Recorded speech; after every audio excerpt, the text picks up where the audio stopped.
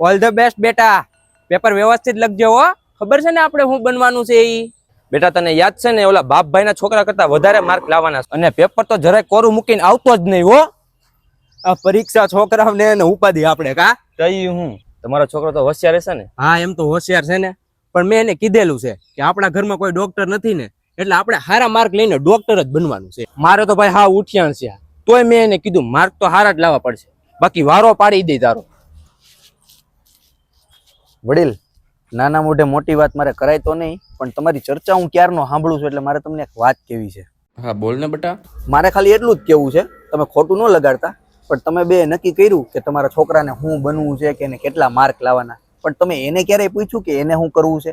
આમ તો ખાલી એનું પ્રેશર જ વધશે, અને એ તમારી બી કે કોઈને કઈ નહીં હગે, અને એમાંય જો એનું રિઝલ્ટ નબળું આવ્યું અને એને કંઈક ઉલટું પગલું ભર્યું તો એના કરતાં તો તમે ખાલી એને પ્રેમથી એટલું કહો કે બેટા મોજથી પરીક્ષા દે, રિઝલ્ટ જે આવે એ અમે બેઠા છીએ ને.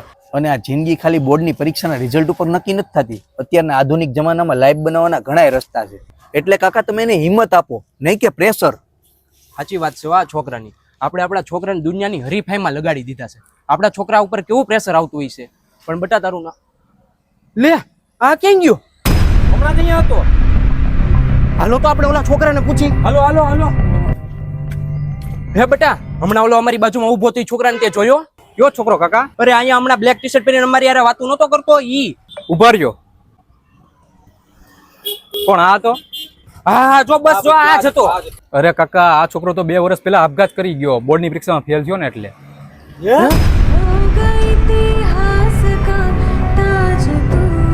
કોઈ એક રિઝલ્ટ કે માર્કશીટ તમારા બાળકની આખી જિંદગી નક્કી નથી કરતી, એટલે એને પ્રેશરની નહીં પણ તમારા પ્રેમ અને સપોર્ટની જરૂર છે.